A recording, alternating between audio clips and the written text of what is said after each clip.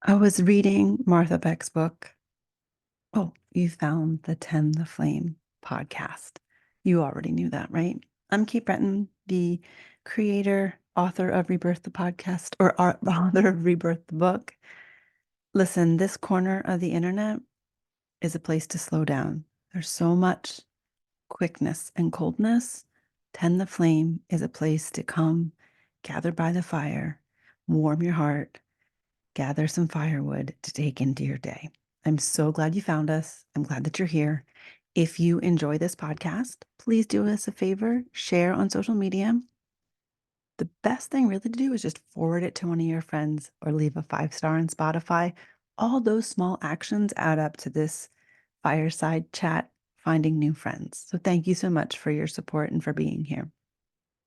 As I was saying, I was reading Martha Beck's book. I talk about it in Substack. So if you're new here, I write on Substack because some people like to read things, so you can go find me there. Writing is a way that I make sense in the world. So podcasts are another way. In the book, Martha Beck, The Way of Integrity, I have to tell you, I think the title of the book and the cover color makes it seem more intimidating and a little colder than actually the content and the demeanor of the book. So I've been really enjoying it. And one phrase I think is fantastic as she's talking about how to make a life pivot. You ready for this subtitle? I can't read too much because of copyright or whatever, but the one subtitle chapter says, fill your time with life. Fill your time with life. How much of our time is being filled with things that drain us? And listen, this part of the internet is also looking to uplift with practical and actionable micro steps. So when you're looking at your day and you're looking at the shoulds of it, I would encourage you to fill your time with more life.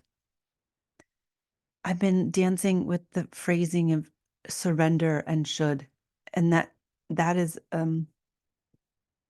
a choice point that is a recurring theme for me. I'm realizing I write about it all the time, so I should have known that, but it's a recurring theme and it seems like a dichotomy. And I recently heard it was a human design person say, you think that if you keep doing the shoulds, you'll get more of what you want, like it's logical. Like I'll do all this stuff that I should do, and then I'll create time for what I want to do. But neurologically, it's the opposite. Because the path that you're carving in is that you'll always be doing the should. And I found that really profound. And if you partner that with the idea of making small micro changes, that's a very dynamic way to look at your day. If you found this podcast, you are someone that takes responsibility for your actions and you help others. This is not what we're talking about. We're not talking about abdicating responsibility. We're about including our own joy in the process. I remember once I was teaching a class called The Power of Patience, and I was talking with somebody who said that, they absolutely had no time in their day, and they just started to list all of these things. And they were a very successful female, and she was not in a relationship such that she was explaining that she spent all of her time at work. So I'm not saying you need to be in a relationship. I'm just saying her dynamic was such that she spent all of her time at work and she had no time. She had no time to spend with her friends. She had no time to create for the other. And she went through this whole list of her day. And then she ended the list and she's like, and then I'm so tired, I have to pick up my dry cleaning. And I just looked at her and I said, do you? Do you have to pick up your dry cleaning at 8 o'clock at night? And she looked at me and she said, no, I don't. And there was this huge pause because she could see that the shoulds had crowded out the choice. In that moment, her mind surrendered to the conversation and she saw just a 1 degree point of possibility. She's like, I could just pick it up a different day. I said, yeah, you could just totally pick it up a different day. And we weren't talking about the dry cleaning, right? We were talking about including herself in the conversation and her joy. in the perspective that in all of the responsibility and the definitive need that she needed those fantastic suits to be pressed and cleaned for her day and her presentations, that she was allowed to do it in a way that actually still included her own joy. So take a page out of Martha Beck's book this week. Fill your time with life. Because as we all overquote our dear Mary Oliver, you only get one precious wild life. And in that geese poem that everyone quotes, she starts off with saying, you do not have to be good. You just have to let the soft body, your soft animal body, love what it loves.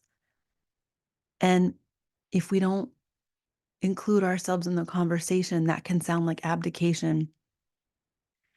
But if we trust ourselves in our body and our placement, we know that loving what we love leads us to an overflow state because we are innately designed for beneficence.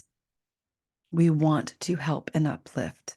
And if we are resourced, which can mean so many different things for different people, I do not mean one definition of resourced. If we are resourced, we give. So give to yourself today. And when you're looking at your week, fill your time with life. Thank you so much for tuning in to the podcast. The platform that we are on has changed a little bit, so we are letting go of the music. We might pick a new theme song. And if I do that, I might be asking your opinion. Until then, thank you for being here. We have some guests coming up, and then in 2 weeks, so we'll have another solo cast here talking a bit more about choice points and surrender. If you are looking to create more structure for silence in your life, hop over to katebrenton.com, click on the everyday meditation method. It is designed to just support you. Has 28, maybe 30 now, personalized meditations, and they're short. You can listen to them on your phone. It's the way to help you create a scaffold to bring an everyday practice into your life for silence. Some people even listen to them while they're walking. It's to recultivate those muscles that can create that suspended moment where we can see possibility. So hop on over to katebrenton.com, check out the everyday meditation method, and I'll see you back here next week. Don't forget to share this episode with a friend who can remember to smile again.